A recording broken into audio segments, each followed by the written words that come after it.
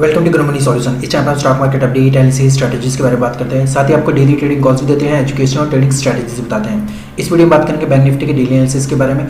साथ ही आपको आने वाले टाइम के इसके अपसाइड के और डाउन साइड के टारगेट भी आपको बताए जाएंगे। वीडियो को स्टार्ट करने से पहले प्लीज हमारे चैनल को सब्सक्राइब कीजिए, साथ ही बेल आइकन को दबा लीजिए ताकि आने वाले वीडियो की नोटिफिकेशन आपको मिलते रहे। चलिए स्टार्ट करते हैं वीडियो को। ये बैंक निफ्टी का 5 मिनट टाइम फ्रेम का चार्ट है, ठीक है। बैंक निफ्टी का जो फिलहाल के टाइम में जो रेजिस्टेंस है वो आपका यही रहेगा 38,830 से लेके 38,850 तक का। ये मतलब ये 20 पॉइंट का एक नो ट्रेडिंग जोन है फिलहाल के टाइम में, ठीक है। फिलहाल के टाइम में अभी जो नियर बाय रेजिस्टेंस जो रहेगा वो 38,840 से 850 तक के अराउंड का रहेगा, क्योंकि इसने 38,840 को इसने मतलब आज के दिन इसने ब्रेक करने की कोशिश की थी, ठीक है, लेकिन वो ब्रेक नहीं कर पाया और वहीं से आज के दिन सस्टेन भी नहीं कर पाया और वापस वहाँ से नीचे की साइड में एक डाउन मूवमेंट दे दी थी, ठीक है, वहाँ से नीचे की साइड में टच होने के बाद में, ठीक है। और मैं आपको एक और चीज़ बताना चाहूँगा। फिलहाल के टाइम में एक अपसाइड में एक अपसाइड में जो एक कैंडल बनी हुई है वो कैंडल भी थोड़ा सा आपको मतलब ये भी कर सकते हैं कि एक स्पिनिंग टॉप बना हुआ है। स्पिनिंग टॉप का मतलब होता है एक रिवर्सल कैंडल होती है, मतलब एक अपसाइड में डाउन मतलब अपसाइड में जाने वाले जो भी स्टॉक होते हैं उसमें अगर अपसाइड में अगर ये स्पिनिंग टॉप का कैंडल बन जाता है तो आपको ये जो नेक्स्ट जो स्टेप लगता है आपको वो डाउनफॉल का स्टेप लगता है, यानी कि नीचे की साइड में वो स्टॉक आने वाला है फिलहाल के टाइम में, ठीक है। अभी जो फिलहाल के टाइम में अभी जो बैंक निफ्टी क्लोज हुई है वो 38,750 के अराउंड क्लोज हुई है, ठीक है। 38,750 का जो रेंज था वो हमारा पहले ही पुराना वाला रेंज था जो सपोर्ट का ही रेजिस्टेंस का ही काम कर रहा था, जैसे कि ये वाला जो मैं आपको बता रहा था ना, जो पहले भी आप पिछले वीडियो में आप अगर चेक करेंगे तो 38,750 का जो आपका रेंज था वो रेंज एक रेजिस्टेंस के बेस पे बना हुआ था। 17,750 को भी फिलहाल करके ब्रेक करके ये अपसाइड में सस्टेन है।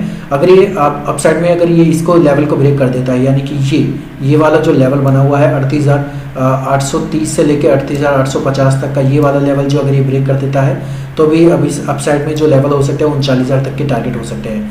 अभी अपसाइड में क्या लेवल होंगे मैं आपको बता देता हूँ फिलहाल के टाइम में। ये निफ्टी का जो रेजिस्टेंस है, रेजिस्टेंस फिलहाल के टाइम में जो बना हुआ है वो 38,840 का बना हुआ है। टारगेट इसका पहला होगा 38,970 का, दूसरा टारगेट होगा 38,970 को ब्रेक करने पर 39,100 का टारगेट होगा दूसरा। 39,100 को ब्रेक करने के बाद आपको तीसरा जो टारगेट मिलेगा वो मिलेगा आपको 39,200 का, ठीक है।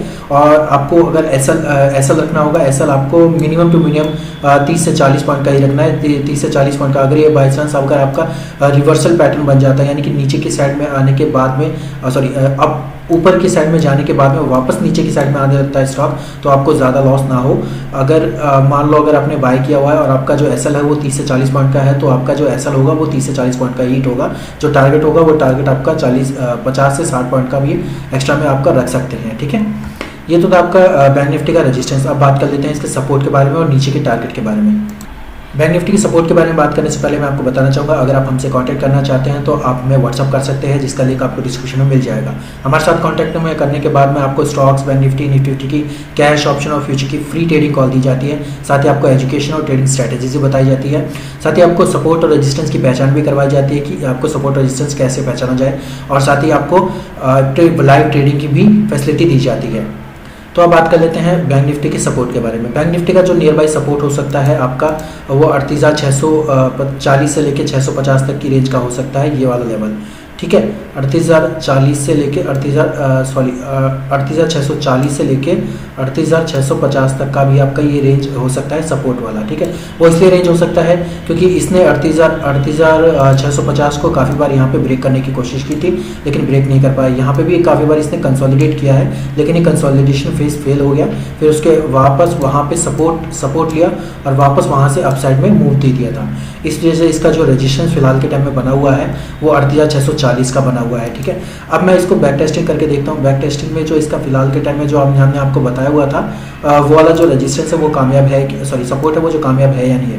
बिल्कुल एकदम कामयाब है, क्योंकि इसको काफ़ी बार यहाँ पे भी इसने एक सपोर्ट लेने की, यहाँ पे इसने सपोर्ट लेने की कोशिश की, यहाँ पे इसने रेजिस्टेंस लेने की कोशिश की, यहाँ पे इसने सपोर्ट लेके रेजिस्टेंस लेने की कोशिश की थी। काफ़ी बार अपसाइड और डाउन साइड में यहाँ पे इसने सपोर्ट रेजिस्टेंस लिया था लेकिन रेजिस्टेंस को यहाँ पे सस्टेन नहीं कर पाया और अपसाइड में ब्रेक कर गया और अपसाइड में ब्रेक कर गया और ये अपसाइड में मूव दे के चला गया था, ठीक है, अपसाइड में चला गया था, ठीक है।